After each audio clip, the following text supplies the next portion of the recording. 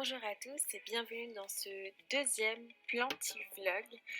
J'espère que vous allez bien et pour initier ce second volet, je voulais tout simplement vous montrer mon fils avec sa jolie petite couronne de feuilles qu'il a fait au centre de loisirs après l'école. Voilà, un soir, je l'ai récupéré avec sa petite couronne qui lui allait trop bien et il était trop fier de me montrer ça. Just break it down to you and me uptown, dancing all around. D'ailleurs, je dois avouer que vraiment je le trouvais tellement adorable. Je trouve que ça lui allait trop bien. Ça faisait ressortir ses petits yeux. Et en plus de ça, il a vraiment bien rigolé quand je lui ai dit « Mais ça y est, t'es la plus belle de mes plantes ».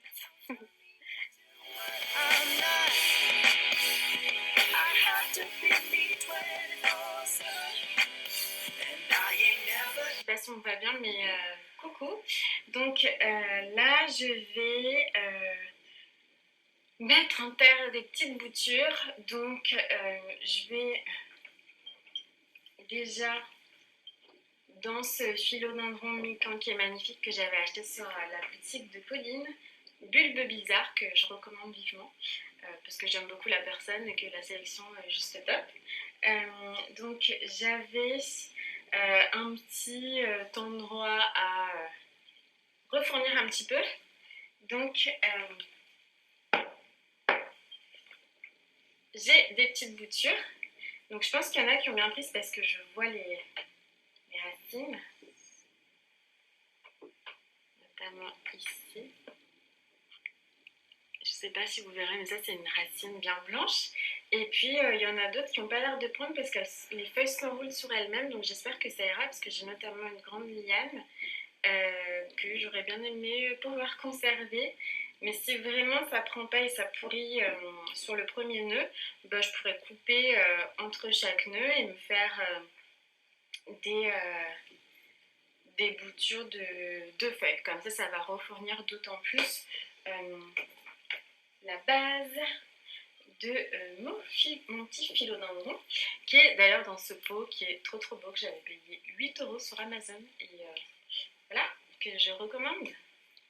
Je vous montre un petit peu tout, comme ça ensuite je passerai à l'exercice de rempotage. Donc j'ai aussi une petite plante araignée, le chlorophytum. Donc au niveau des racines, je pense qu'on y est. Donc je vais le passer dans un tout petit pot, parce que vous le savez, celle-ci, elle est dans mon petit pot visage qu'il y a sur mon frigo. On avait fait ça ensemble dans le premier vlog. Donc voilà, je vais enfin la passer en terre. Et ça se développe assez vite, donc je pense que malheureusement, je devrais la rempoter dans un plus gros pot très rapidement. Et ensuite, vous aviez vu donc ma vidéo que j'avais tournée au mois d'août, que j'ai publiée là très récemment sur le sauvetage de mon bégonia maculata whitey. Donc j'avais fait des petites boutures de quelques feuilles. Et il y a quelques racines qui sont apparues, donc je pense que je vais rempoter aussi. Là on en a une très grande, oups. Et là elle est toute petite. Mais je pense que je vais prendre le risque de la rempoter aussi. Donc bah voilà, c'est parti.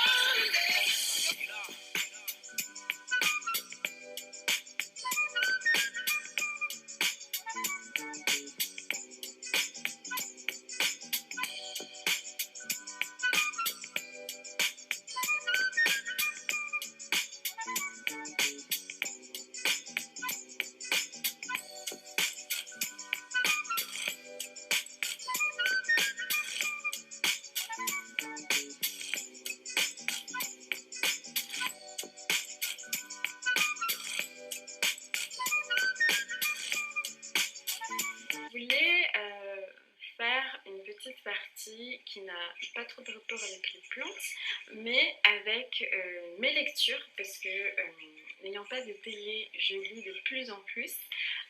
Et je voulais vous parler donc du livre que je lis en ce moment, qui est Ne lâche pas ma main de Michel Bussy, que j'avais trouvé l'an dernier par hasard. Je ne sais même plus où. Et j'avais commencé à le lire, puis j'avais soudainement arrêté, puisque l'intrigue étant à La Réunion, et il s'agit d'un polar, donc quelqu'un meurt dès le début du livre, et ensuite on cherche à savoir qui c'est. Voilà, je l'avais arrêté parce que ma grande sœur était partie à La Réunion, et je sais pas, ça m'avait un petit peu provoqué du stress, donc j'avais arrêté, et là je l'ai repris, et je l'adore complètement. Je pense que je vais le finir d'ici peut-être 3 4 jours. Voilà, typiquement le style de livre que j'adore. Donc au mois d'août, enfin, mon objectif c'est de lire 3 à 4 romans par mois, sachant que là on est au mois de septembre et malheureusement on est déjà le 10. Je sais pas combien on est. Je me demande si on n'est pas le 18.